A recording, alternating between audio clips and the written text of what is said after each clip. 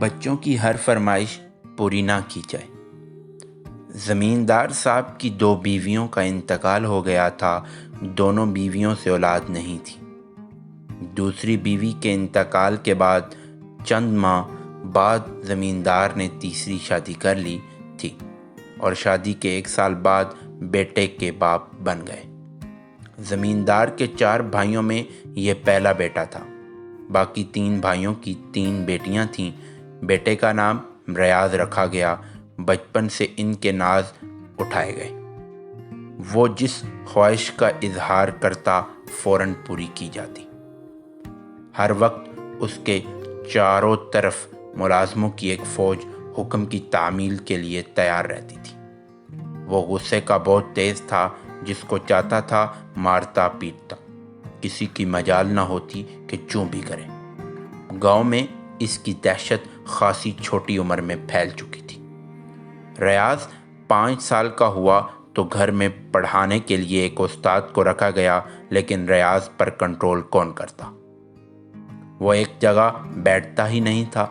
وہ بھاگا بھاگا پھرتا اور ماسٹر صاحب کا پیارے پیارے کہہ کر منہ خشک ہو جاتا کہ ریاض بیٹا تھوڑا سا پڑھ لو، مگر ریاض کے کانوں پر جوں تک نہ رینگتی۔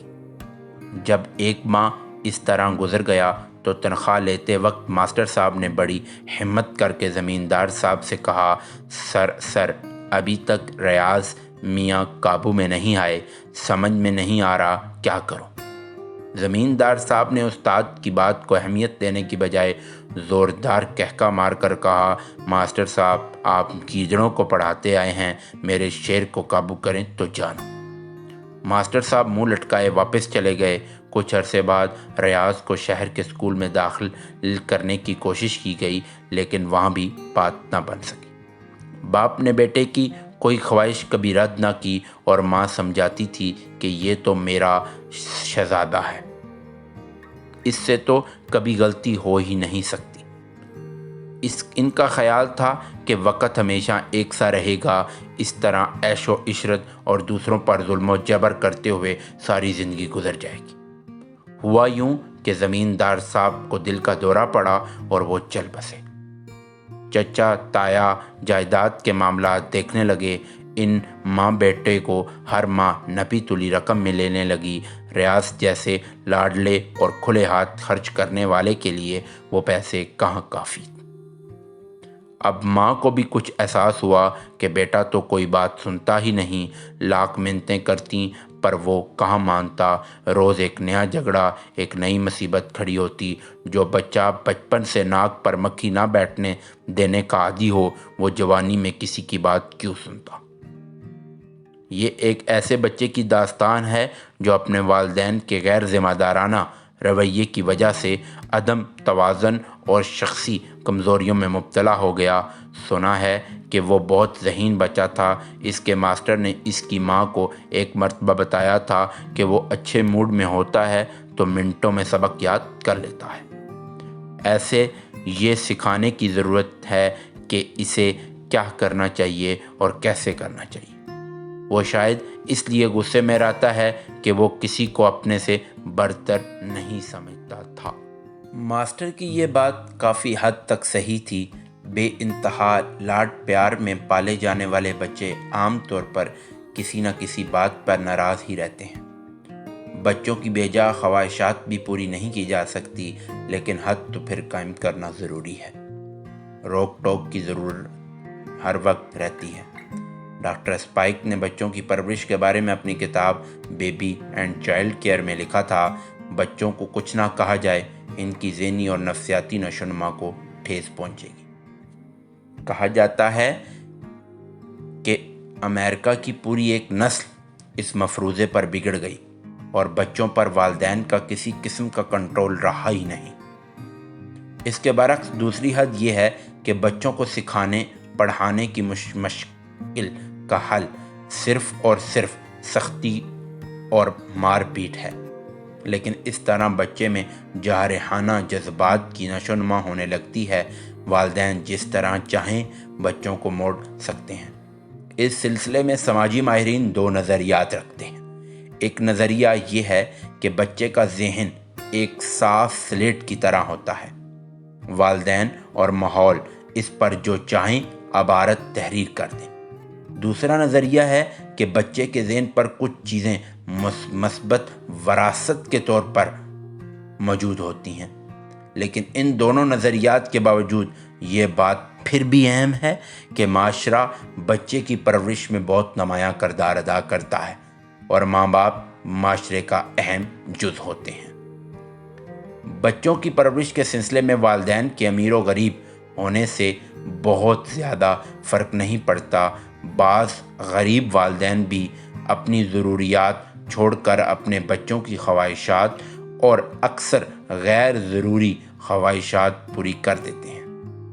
بعض والدین بچوں کو بڑے ہونے تک اپنی صحیح معاشی صورتحال نہیں بتاتے، حالانکہ وقت کا تقاضا ہے کہ بچوں میں ذمہ داری کا احساس پیدا کرنے کے لیے انہیں اپنے والدین کی معاشی صورتحال کا علم ہونا چاہیے۔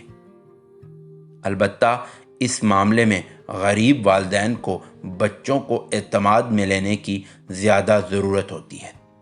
کہنے کا مطلب یہ نہیں کہ ننھے بچوں کو حسابات بتائے جائیں، لیکن یہ ضروری ہے کہ بچوں کو اپنی حد کا اندازہ ضرور کراتے رہیں تاکہ بچے اس کے عادی نہ بن جائیں۔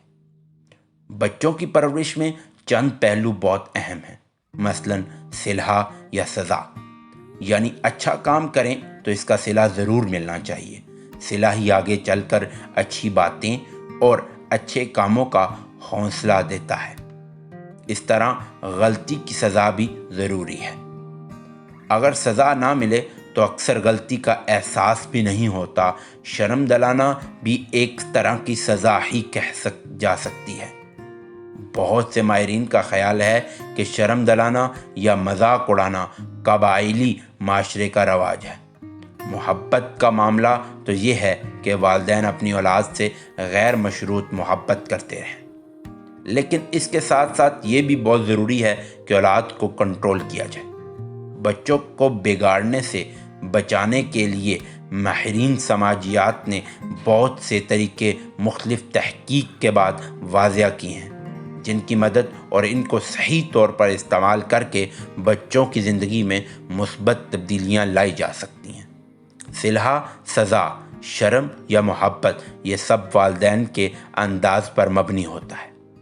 والدین اگر ذرا سنجیدگی سے غور کریں تو اس کا اندازہ بخوبی لگا سکتے ہیں کہ کہاں ہم نے زیادتی کی اور کہاں کمی، کیونکہ دونوں صورتوں میں بچہ نقصان اٹھا سکتا ہے۔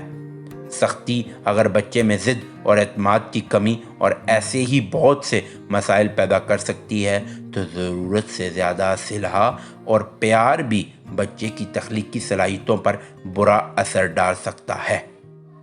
بچوں کی شخصیت کی تعمیر میں ان کی عزت نفس بھی بہت اہمیت رکھتی ہے۔ سب کے سامنے ڈانٹ دینا، شرمندہ کرنا بچوں کے لیے بے حد بے عزتی کا باعث ہوتا ہے۔ لہٰذا بچپن میں پیش آنے والے اس قسم کے سارے واقعات بچوں کو آئندہ زندگی میں بہت اہمیت رکھتے ہیں۔